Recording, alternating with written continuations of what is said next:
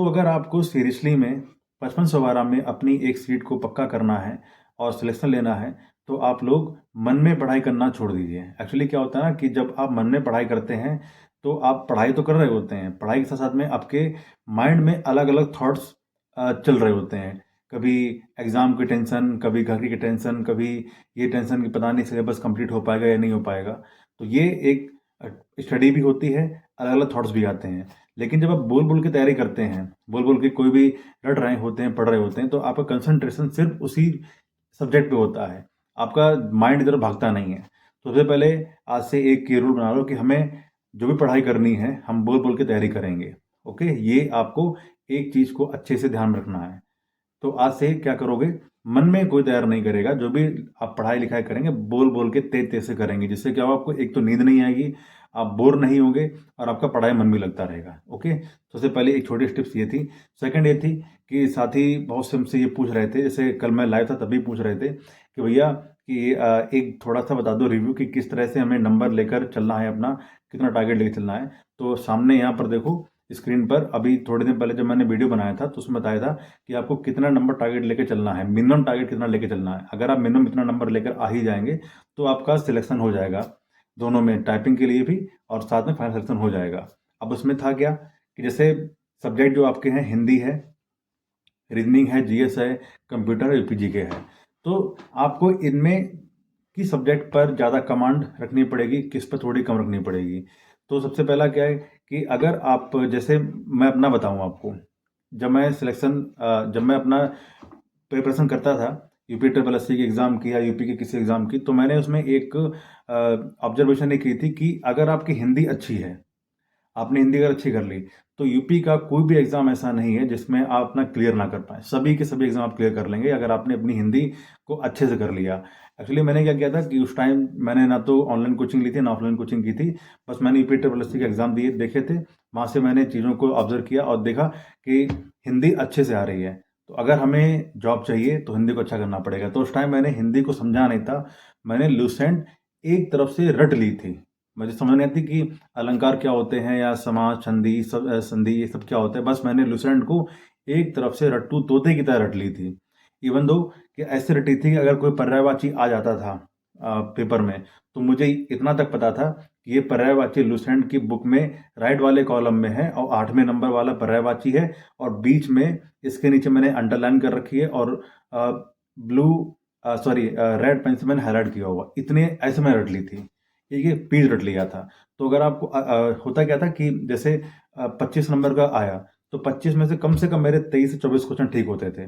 तो यहीं पर आपका भी है कि अगर आपको वास्तव में 5512 में या यूपी के कोई भी एग्ज़ाम फर्दर आगे जो भी यूपी ट्रिपल एससी के एग्ज़ाम आएँगे अभी, तो आपको अगर सिलेक्शन चाहिए, तो हिंदी को आपको अच्छे से रटना पड़ेगा आपको, समझना भी पड़ेगा, अगर नहीं समझ पाए तो रट लो।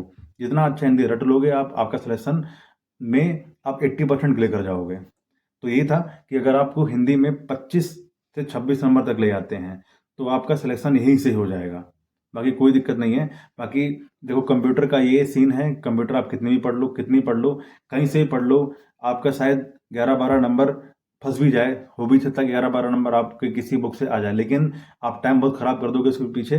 तो जो कंप्यूटर मैंने आपको हमेशा बताया कि 7 से 8 क्वेश्चन लेके चलो, उतना ही मोर देन इनफ है। अगर आप ज़्यादा चक्कर में पढ़ोगे तो और भी हैं जो सब्जेक्ट हैं, आप उसमें अपना कमांड खोदोगे। तो जैसे मैंने पहले बताया था कि हिंदी में अगर आपके 30 नंबर की हिंदी है, 30 में से अगर आप 24 से 25 नंबर ले आते हैं, तो आपका बहुत अच्छा है। रीजनिंग में 15 में 13 से 14 नंबर ले आओ और जीएस में 20 में 12 से 13, कंप्यूटर में 15 में से 7 से 8 क्वेश्चन ले आते तो ठीक है। यूपी जीके में 13-14 नंबर आप ले आते तो ठीक है। मतलब क्या मिनिमम अगर देखा जाए 24, 13, 12, 7, 13 मतलब 69 नंबर अगर आपके आ जाते हैं तो आपका फाइनल सिलेक्शन तक हो जाएगा। ये मिनिमम नंबर बताया मैंने, मिनिमम नंबर आपको इतना लेकर आना ही है। तो और अगर हम भाई 25 हिंदी में 25, रीजनिंग में 14, जीएस में 13, कंप्यूटर में 8, यूपी जीके में 14 नंबर लेकर आते तो ये 74 के आसपास बन जाएगा। तो ज़्यादा कंप्यूटर में अपना दिमाग को नहीं खपाना है। कंप्यूटर आप कितनी ही पढ़ लीजिए, कितनी पढ़ लीजिए, चैलेंज दे रहा हूँ मैं आपको, आप 12-13 क्वेश्चन नहीं कर पाएंगे। अगर कर भी लेते हैं तो इसके चक्कर में जो आपका यूपी जीके है, रीजनिंग का वाला पोर्शन है और हिंदी है, इनमें आप मात खा जाएंगे। तो कुछ इस तरह से अपना आपकी तैयारी करनी है कि हमें जो एवरेज है हमारा सभी सब्जेक्ट का वो बराबर ही बैठे। अगर आपके 7-8 क्वेश्चन इधर हो रहे हैं तो अपना आप यूपी जीके में उसको कवर कर सकते हैं, हिंदी में कवर कर सकते हैं, रीजनिंग में कवर कर सकते हैं। जरूरी नहीं कि हम लोग सिर्फ 15 में से 14 नंबर कंप्यूटर के चक्कर में ही पड़ जाएं। एक्चुअली हमें सारे क्वेश्चन करने भी नहीं है, 100 आउट ऑफ 100 क्वेश्चन करने भी नहीं है। जहाँ पर 5 ऑप्शन आ रहे हैं और नेगेटिव मार्किंग आ रही है तो वहाँ कोशिश ये करी जाती है कि ऐसे क्वेश्चन में पकड़ें जो हमें मतलब कॉन्फिडेंस हो कि ये वाला क्वेश्चन का आंसर मेरा बिल्कुल सही होगा ही होगा। और ओके, तो इन चीज़ों का आपको ध्यान रखना है, इस तरह तैयार करनी है। अब देखो कौन कौन सी बुक्स तैयारी करनी है। तो हिंदी का मैंने बताया था सबसे पहले, देखो आपको पीवाईक्यू तो लगानी ही लगानी है, मॉक लगाने ही लगाने हैं पर डे, और पीवाईक्यू आपको पर डे लगाना ही लगाने हैं। यूपी ट्रिपल एससी ने जो भी एग्ज़ाम अभी तक कराए हैं, करंट में जो भी एग्ज़ाम करवाए हैं स्पेशल एग्ज़ाम, उनको आप पीडीएफ डाउनलोड करो और देखो कि कहाँ से क्वेश्चन ज़्यादा आ रहे हैं, आप उनको एनालिसिस करो। साथ में हिंदी में आप आदित्य पढ़ो, आदित्य के बाद में यूथ की बुक आती है वो पढ़नी है आपको। रीजनिंग को मैंने बताया, रीजनिंग में आपका जो भी फेवरेट सर हैं आप तैयारी करते रहो उनसे, कोई दिक्कत नहीं। रीजनिंग में आपके 13-14 नंबर आ जाएंगे। देखो है क्या कि अगर आप यूपी की तैयारी कर रहे हो तो आपने हिंदी तो पढ़ी होगी, रीजनिंग पढ़ी होगी, यूपी जीके पढ़ी होगी, इतना ज़्यादा इसमें कोई खास इशू नहीं है, तो आप लोग कर ही लोगे इसको। और जीएस में बताया मैंने पहले से ही कि लूसेंट सब्जेक्टिव, लूसेंट ऑब्जेक्टिव, इससे बाहर जाना ही नहीं है। अगर जाओगे तो जो आपने रटा होगा वही भी आप भूल जाओगे, जो पढ़ा होगा वो भूल जाओगे। तो बस लूसेंट ही पढ़नी है, लूसेंट के बाहर नहीं जाना है। कंप्यूटर में मैंने बताया कि परीक्षा मंथन वाली बुक है, और साथ में आपकी एक जो पीवाई की बुक आती है कंप्यूटर की, यूथ की, आप वो ले सकते हैं। वहाँ से 7-8 क्वेश्चन आपके फंस जाएंगे। ट्रेडिशनल टॉपिक्स ही पढ़ने हैं, बाकी जो मशीन लर्निंग है और ये पढ़ने हैं, इसमें ज़्यादा आपको अपना दिमाग नहीं लगाना है। लेकिन हाँ ये है कि 7 से 8 क्वेश्चन वाले टॉपिक है ट्रेडिशनल, इनको इस तरह तैयार करना है कि कम से कम इनमें से जो भी क्वेश्चन आपका आ जाए वो आप सही करके ही आओ। ये ना हो कि आपने ट्रेडिशनल टॉपिक भी पढ़ लिए, या हार्डवेयर सॉफ्टवेयर और इनपुट आउटपुट डेटा और क्या कहते हैं एक्सेल, ये सारे पढ़ लिए लेकिन यहाँ से भी क्वेश्चन नहीं हो पा रहे। कंप्यूटर में जो भी टॉपिक पढ़ो सॉलिड पढ़ो, ये नहीं कि एक सरसरी निगाह से देख लिया बस हो गया, ऐसा नहीं करना है। ऐसा कर लोगे तो फिर शायद 7-8 क्वेश्चन भी नहीं हो पाएंगे। उसके बाद यूपी जीके में मैंने बताया कि परीक्षा वाणी और जो यूथ की आती है वो, ये आपको पढ़ लेनी है। करंट अफेयर के लिए मैंने आपको बताया था कि आप लोग करंट अफेयर में जो आपकी स्पीडी आती है, ये स्पीडी पढ़नी है। देखो आज ही मैं स्पीडी लेकर आया हूँ, ये 1 जून तक की अपडेट हो गई है और लास्ट 1 साल की है, 1 जून 2024 से लेकर और अभी तक की 1 मई तक की आपको ये मिल जाएगी। तो यहाँ से इसको पढ़ना रटना शुरू कर दो।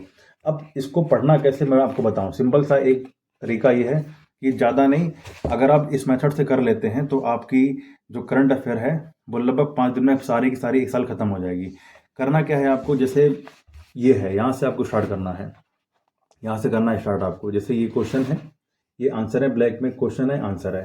पहले 1 2 3 4 के बार में क्या करना है आपको, देख देख कर पढ़ना है इसको, question answer question answer question answer.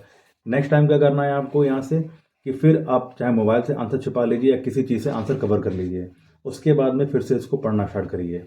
Okay, जब पढ़ेंगे तो अब क्या, जैसे यहाँ स्टार्ट किया, अब यहाँ तक गए आप, इस क्वेश्चन का आंसर आप भूल गए, ये क्वेश्चन का आंसर क्या था, आपने देखा कि अच्छा आंसर ये था, फिर से आप यहाँ पर जाएंगे, फिर से रिपीट करेंगे, फिर से रिपीट करेंगे, फिर आप नीचे आएंगे। अब यहाँ पर आंसर आपका सही हो जाएगा, आप नीचे आएंगे इस जगह पर, यहाँ पर चलते चले गए, यहाँ पर मान लीजिए कोई भी क्वेश्चन था, इसका आंसर आप भूल गए, आप भूल गए, आपने देखा अच्छा आंसर इसका ये था, फिर से आपको यहाँ से रिपीट करना है, फिर से रिपीट करना है, फिर आप नीचे आएंगे, फिर नीचे आएंगे। ये आपको ये साइकिल तब तक कंप्लीट करनी है, तब तक कंप्लीट करनी है जब तक आप इस लाइन के सारे आंसर छुपाकर सही ना कर दें। जब तक ये करना करें तब तक लगातार यही करते रहो। ये जब करने के बाद फिर आपको इधर आना है, सेम वही करना है। यहाँ से करने के बाद में जैसे क्या है कि ये क्वेश्चन देख लिया, आगे देख लिया, आगे देख लिया, ठीक जा रहा है, सही जा रहा है। देखने के बाद में जैसे मान लीजिए आपका यहाँ से गलती हो गई, यहाँ पे गलती हो गई, तो फिर से यहाँ से रिपीट करना है, फिर से रिपीट करना है, फिर ये ठीक हो गया, आगे जाएंगे आगे जाएंगे आगे जाएंगे, यहाँ तक आ गए, गलती हो गई, फिर से रिपीट करना है। ओके, तो ये भी तभी तक करना है कि जब तक आपका ये वाला ये लाइन सारी की सारी ठीक से कंप्लीट ना हो जाए। ओके, इतना करने के बाद में आपका करना है, अभी ख़त्म नहीं हुआ है, फिर यहाँ से स्टार्ट करना है, इस जगह से फिर से स्टार्ट करना है। यहाँ से आए, यहाँ से आए, करते चले करते चले करते चले गए, लाइन कंप्लीट हो गई, ठीक है आपकी। फिर इधर आएंगे, इधर आने के बाद में आपने अगर देखा ये वाला क्वेश्चन मेरा गलत हो गया, हम नहीं बता पाए आंसर, तो यहाँ से फिर से आपको यहाँ पर आना है, फिर से स्टार्ट करना पड़ेगा आपको। इस तरह से आपको ये वन लाइनर अपनी तैयार करनी है, और साथ में आपको मार्कर लेकर रखना है, जो भी आपको इंपॉर्टेंट लगे उसको अंडरलाइन कर लेना।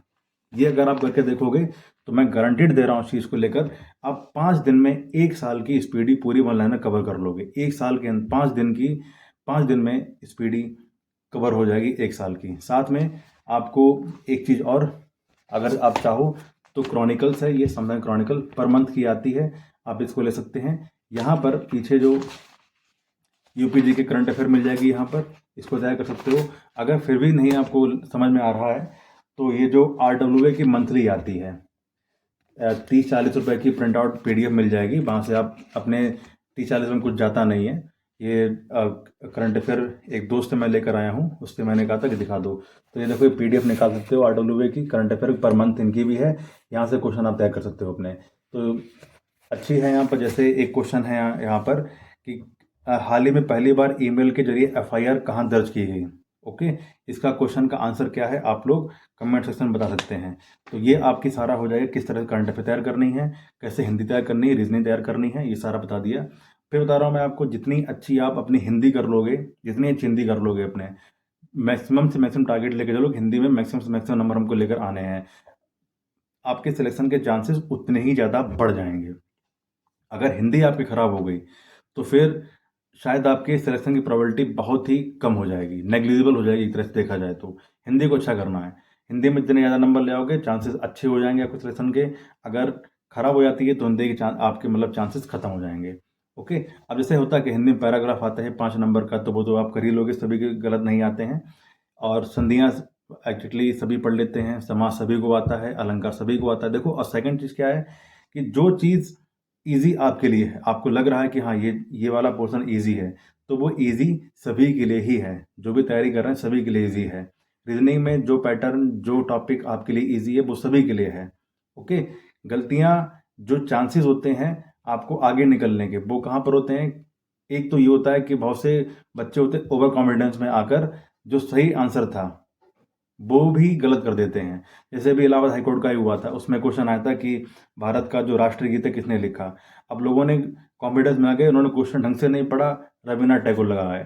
बाद में देखा कि अरे यार ये तो राष्ट्रगीत की बात हुई थी, राष्ट्रगान की बात नहीं हुई थी। तो ऐसे भी आप लोग यहाँ से आपके ऊपर नीचे सिलेक्शन का ये होता है कि जो कॉन्फिडेंस में आप जो ईजी क्वेश्चन थे गलत कराए। बाकी कठिन जो हार्ड क्वेश्चन है सभी के लिए है, आपके लिए भी हार्ड है, सभी के लिए भी हार्ड है। कंप्यूटर ऐसा नहीं, कोई कंप्यूटर मास्टर वाला बंदा यहाँ पर देने के लिए आएगा जो मास्टर डिग्री की हुआ कंप्यूटर से प्राइवेट में अच्छा खासा कमा रहा है। ओके, तो आपके लिए कंप्यूटर कठिन है तो कठिन सभी के लिए है, ऐसी बात नहीं है। तो हाँ, बात इसमें यह है कि अगर कोई हार्ड क्वेश्चन आपका ठीक हो जा रहा है, किसी दूसरे का ठीक नहीं हो पाया, तो आप उससे आगे निकल जाओगे, बस ये आपका रहता है। तो इस तरह से आपको तैयारी करनी है। और जैसे मैंने आपको बताया कि आप पर डे अपना टारगेट लेके चलिए, टारगेट बना बना कर आप तैयारी करते रहिए और कैलेंडर में कट लगाते रहिए कि आज हमको पर डे ये टॉपिक कंप्लीट करना ही करना है, किसी भी तरह कुछ भी हो जाए हमें, तभी मैं चेयर से उठूंगा या उठूंगी जब मैं ये टॉपिक अपने जितना टारगेट आज मैंने सेट किया इसको कंप्लीट कर लूँ। ठीक है, तो ये है आज छोटे से वीडियो आज। तो बाकी मिलते हैं कल एक नए वीडियो में, तब तक के लिए नमस्कार। कोई भी कंफ्यूजन हो तो मैं रात के 9:30 बजे लाइव आता ही हूँ, आप लाइव मुझसे डिस्कस कर सकते हैं कि किस सब्जेक्ट में क्या प्रॉब्लम आ रही है।